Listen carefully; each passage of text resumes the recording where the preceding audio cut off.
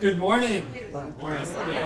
My name is Dr. David Loy. I'm the Dean of Christ College here at Concordia University, Irvine. It is my pleasure to welcome you to the 23rd Annual Harry and Carolyn Trembath Lecture in Professional Theology. The Trembaths established this rotating theological professorship in 2002 as part of their estate plan. Committed Lutheran Christians, they wanted to support advanced theological research that was faithful to Lutheran theology, but also done for the sake of the church. One way they sought to encourage that was to stipulate that the Trembath professor give a public lecture each year, typically in the year after that person held the professorship. Most endowed professorships are assigned to a particular faculty member who permanently holds the chair. The Trembath professorship, on the other hand, which is Concordia's first endowed professorship, was set up to rotate among senior theological faculty who have a strong research proposal. That decision has made the Trembath chair a very productive chair. Past holders have published numerous books and articles supported in part by the Trembath professorship. So on behalf of the faculty of Christ College, I'm going to thank the Trembath Endowment, the Harry and Carolyn Trembath Endowment, for the support of Christ College and the theological research that we do. Before introducing today's speaker, I want to acknowledge this year's Trembath professor, the Reverend Dr. Michael Middendorf.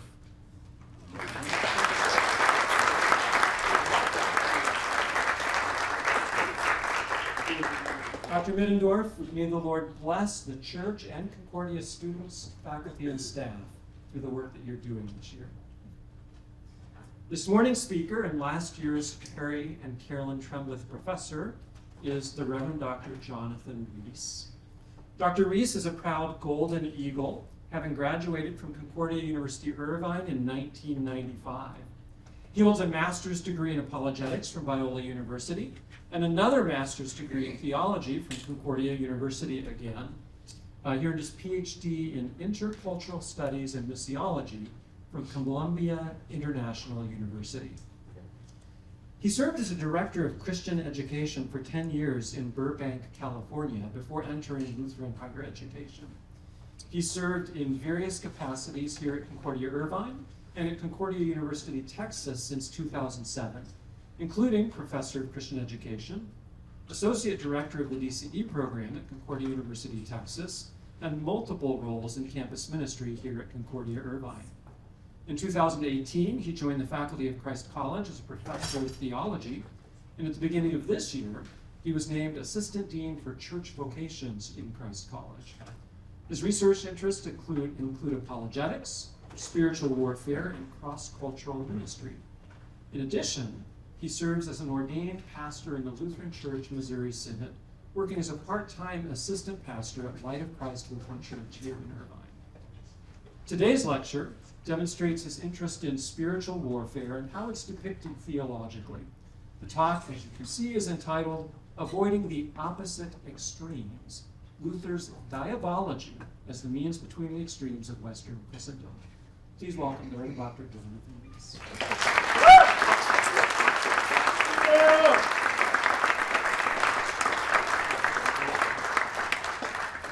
It's actually avoiding the opposite errors. So you were in error. I want to share with you, for starters, a quote from C.S. Lewis. And this comes from his work on spiritual warfare, fictional work, called Screwtape Letters. I'm sure many of you are familiar with that work. And this comes from the introduction of his work. And this actually relates to why I titled my talk the way that I did. Lewis writes, "There are two equal and opposite errors into which our race can fall about the devils. One is to disbelieve in their existence, and the other is to believe and to feel an excessive and unhealthy interest in them. They themselves, that is the devils, are equally pleased by both errors and hail a materialist or a magician with the same delight." Unbeknownst to Lewis when he wrote this, this actually applies to Western Christendom. Now I say unbeknownst to Lewis because when he talks about materialist, he's talking about in his day and age those who deny the existence of the supernatural. Those who are the magician types, or those who believe in the supernatural, and as Lewis says, had an unhealthy interest in them, which most likely was referring to occult practitioners. And yet, this idea of the materialist and the magician does play a role in what we see in how people understand the devil, again, as I said, in Western Christianity. Now, I am curious, by a show of hands, how many of you had to Google the word diabology when you saw my title? So, not a term that people are typically familiar with. And yet, I chose this term because, well, let me say it this way. I wrestled, talked about this idea. We could talk about a demonology. That word gets used quite a bit today, and a lot of literature likes to use that word. But whenever we talk about a Christian demonology, I believe that at the dark heart of a Christian demonology is diabology. That really, in order to talk about it, you have to talk about the devil and all his works and all his ways. And so let's go ahead and get into it. I want to start off with, and I want to talk about the magician diabology. And I want to talk about the representative person of this particular form of diabology, and that's a man by the name of C. Peter Wagner. He was an academic. He was a missiologist, studied the mission of the Christian church, spent a number of years at Fuller Theological Seminary up in Pasadena, California. He was very interested in the church growth movement, is what he focused in on. In fact, Wagner's own work on spiritual warfare is tied in with his beliefs on the church growth movement and how the church grows. He was, at his death, considered a charismatic evangelical, and I'm going to talk a little bit more about that here in a bit. He was a prolific writer, probably most well known for his Prayer Warrior series, where you find a lot of his teaching on his diabology and just his understanding of spiritual warfare altogether. As you notice, he's passed on, and so you might be saying, well, why is it that you're studying this guy that's no longer with us? Well, it's because he is very influential today. One of the persons that he's had a lot of influence upon is a guy by the name of Bill Johnson, and you may or may not be familiar with him. He's a senior pastor of Bethel Church up in Redding, California. If you spend any time in Redding, like I have, you will feel the impact of Bethel in that charismatic church there. But Bethel actually has a wide-reaching impact beyond Redding, California. They're also known for their school of supernatural ministry, where they train up people in their own charismatic thinking and the belief of spiritual warfare. And Wagner has a distinct influence upon that and what they do. But even beyond just Bill Johnson, Wagner's influence is really felt in charismatic movements across the United States and really globally. You can find this in many different ways, and I bump into this quite a bit in regards to conversations with folks. All right, let's jump into Wagner's understanding his views of the devil. For starters, you have to understand that Wagner does believe that the devil is an actual being, a personalized being.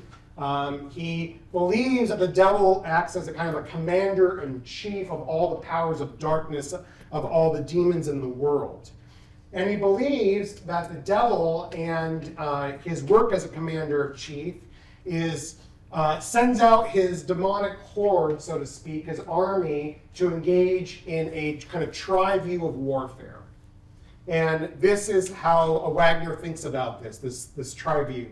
And it starts off with kind of this idea of a ground level warfare, right? These are the troops going in, this is the ground level, and you see this happening with possession. Wagner talks about the idea that at this part, the ministry part of this of warfare is casting out demons. But what's interesting about Wagner, and you see that as example, just lust is up there, like, okay, that's why you have lust up there. Well, it's because Wagner believes that demons by that name actually possess people and cause them to do that particular sin.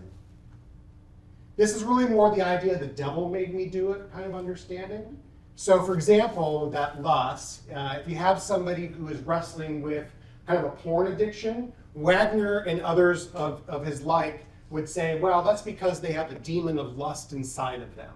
And so in order to be able to deal with this, you have to cast that demon out of them. Okay? So that's the ground level warfare that he talks about here. And again, the devil is the one who is sending out his troops to do these kinds of things.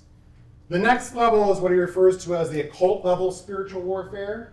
And you can see there that Wagner defines that as demonic power at work through shamans and the New Age movement, which is kind of a passé title. Occult practitioners, witches, warlocks, Satanists, fortune tellers, and the list goes on and on and on. This idea, wherever you find the occult active and going on, there's this other level of demons that are involved with that.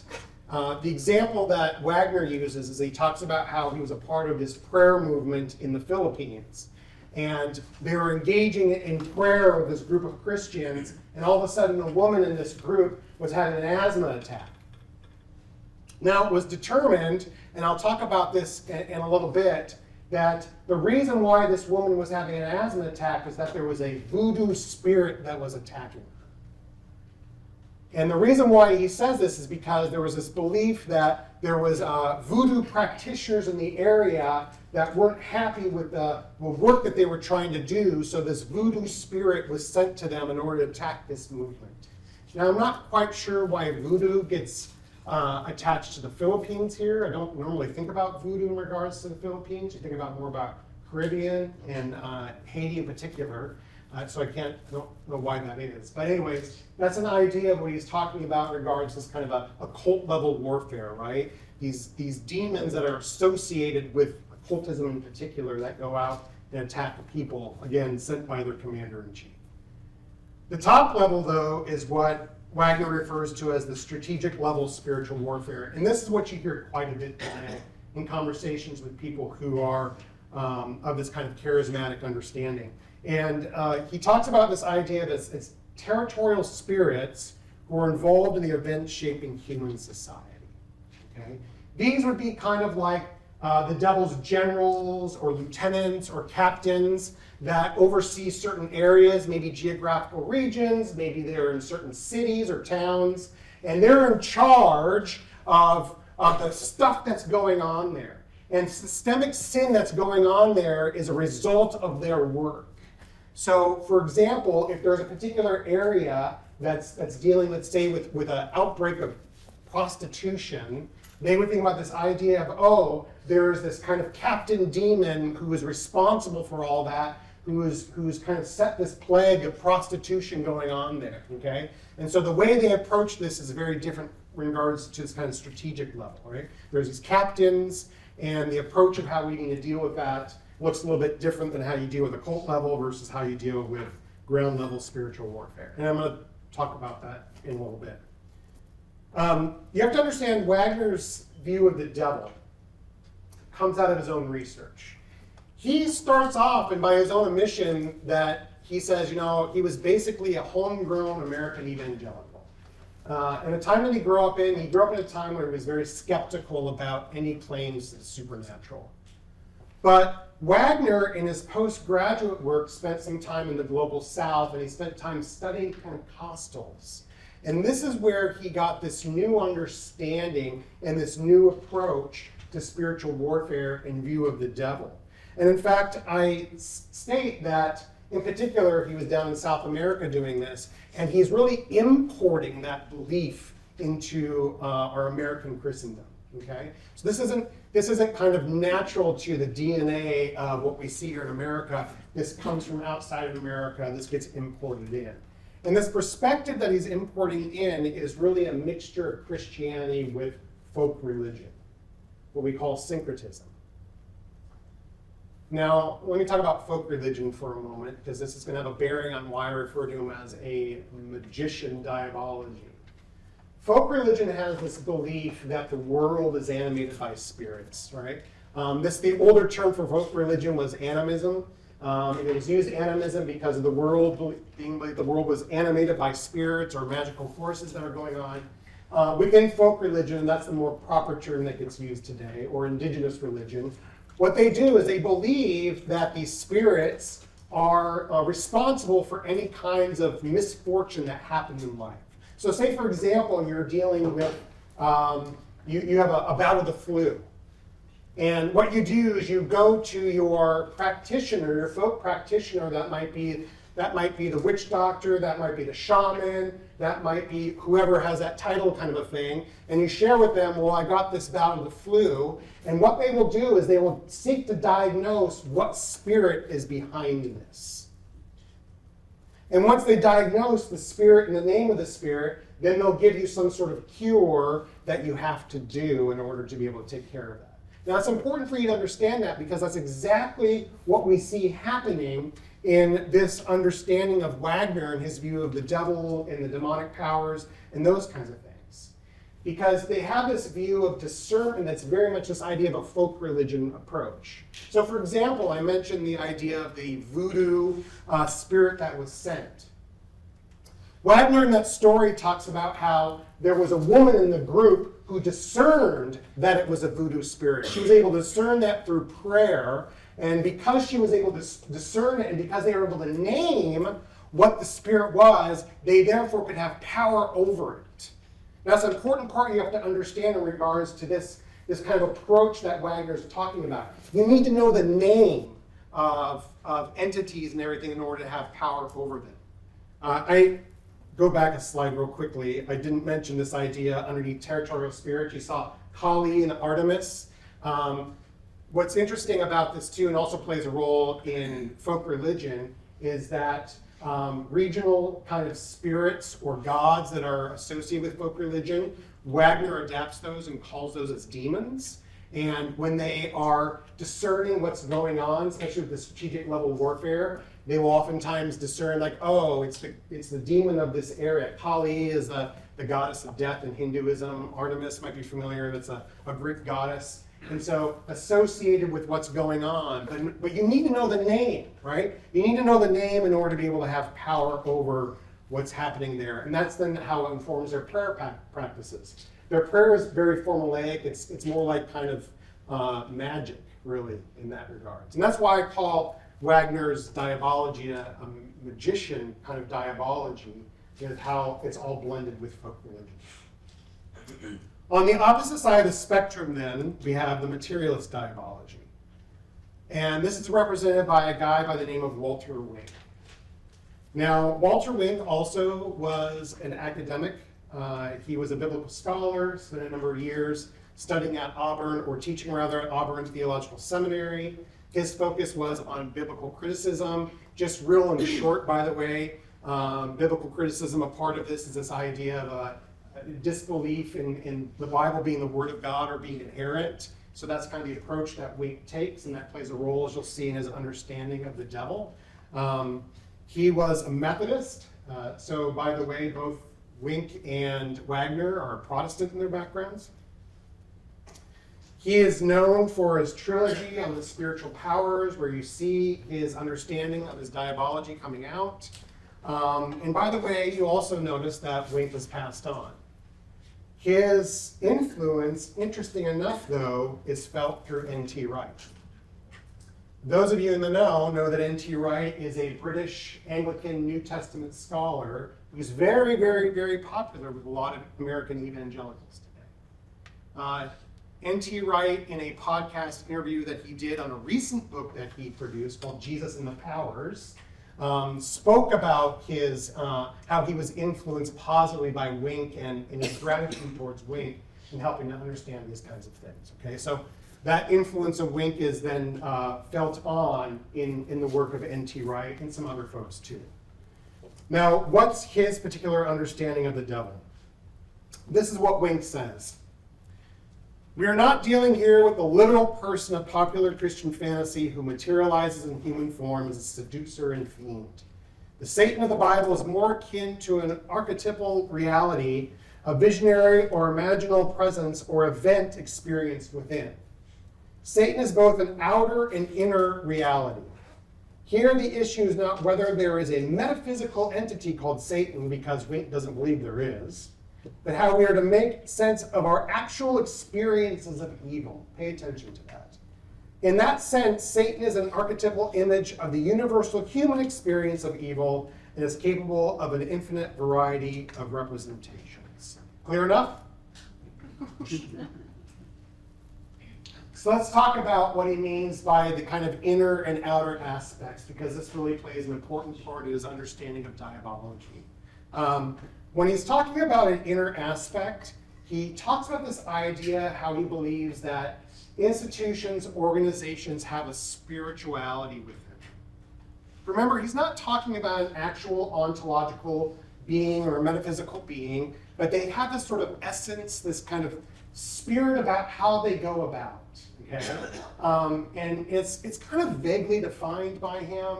And what's interesting is that Wink is really all about wanting to have his cake and eat it too. He likes the language in scripture of Satan and devil, but he doesn't want to talk about there being any actual reality behind those beings. Okay? And so you see this play out in his theology here. And so when he talks about this idea of a spirituality of institutions, he tries to not use modern terms. Because he says, I don't want to try to use modern terms. I want to try to use the language of the Bible. But in order to be able to explain what he means by all this, he defaults by using modern terms. So you already saw it. Archetypal, right? That's very Jungian, psychology there. And oftentimes he'll revert to kind of psychology terms to talk about, well, what is this idea of the inner aspect of what's going on? But for Wink, though, the most important part isn't the inner aspect, rather it's the outer aspect, how the inner manifests itself outward. And this is where he talks about how the outer aspect are the political systems, appointed officials, the chair of an organization, laws, in short, all the tangible manifestations which power takes place. Now, he gives actually a very interesting example of what he's talking about here, this inner and outer, and he uses an example of a soccer mob. Have you ever been to a sporting event and it breaks out in mob mentality? I remember this one time, I in my undergraduate days, I spent a year at Arizona State University, and we were going to a football game against our arch rivals. By the way, ironically, Arizona State is the Sun Devils. And our arch rivals are U of A, right? The Wildcats down in Tucson. I should spit when I say their name. Right? And so I remember at one point in time, there was this mob mentality, and we kind of all rose, and we were angry about what was going on. And then I stood back, and I'm like, oh, wait a minute, I don't want to be carried by what was going on, because people were on to storm the field and take down the goalposts and those kinds of things, right? You might have seen this, maybe you were a part of it kind of thing. So Wink uses this as an example in regards to this kind of inner and outer. You'll notice, though, that Wink also is challenging Wagner, because he says here, when we're talking about this idea of a mob spirit, don't think, Wink would say, that there's some sort of actual spirit hovering above, ready to pounce and take over and possess people. Wink was really concerned about Wagner and what he was doing, and so he was, switched on the opposite end of the spectrum here. No, rather he says that the actual spirit is constellated when the crowd reaches a certain critical flashpoint of excitement and frustration, right? This is usually the spirit manifested in how they act in the world kind of thing. In this example, he says then the spirit might go away, and that's just for a short period of time. But he says, though, you can see this manifested in kind of the longer, kind of systemic ways and organizations that have been around and rules that have been made and those kinds of things. Along with this, by the way, is Wink's view of depersonalization. So again, he likes the language there of devil and Satan and what have you, but he wants to depersonalize it. Again, there's no actual entities, no ethereal beings, no metaphysics going on here. So I want to use the language, but in a way that talks about how we see evil manifested in the world. And so again, notice what he says here about Satan that follow along with this. Satan is the actual power that congeals around collective idolatry, injustice, or inhumanity, a power that increases or decreases according to the degree of collective refusal to choose higher values. Wink is really all about kind of social justice in the way that he talks about this. This is kind of his sort of a spiritual warfare, I guess you could say, in regards to all this. Is to kind of name it and understand it, but to be able to react in a more social justice kind of way with what's happening. All right, that gives you a little understanding of both Wagner and Wink, but I want to talk about what it is that there are main concerns. Wagner's concern is about acknowledging and recognizing the ontological reality of the devil and his influence on the world. He's really concerned about that, and you see that in what he's talking about. On the flip side, Wink's concern is acknowledging the way in which humans contribute to the evil in the world. And you saw that in that very first quote. I told you to pay attention to that. He's really concerned, contrary to Wagner, where Wagner is all really kind of this idea where the devil made me do it. You're not really kind of culpable for your own sin because there's a demon with that name that drives you to do that kind of thing. Wink's like, well, no, we need to understand how humanity is culpable on all this. And you can understand why Wink goes the opposite direction than Wagner. All right, let's introduce Luther. Who is this guy? As many of you know, he was a 16th century German academic, but also a pastor. He was a theologian. I'd say Luther was an evangelical. Lutherans, by the way, are the first evangelicals. And so Luther starts at all evangelicals, this idea of the gospel, right? The focus on the gospel. Luther was prolific in his writing.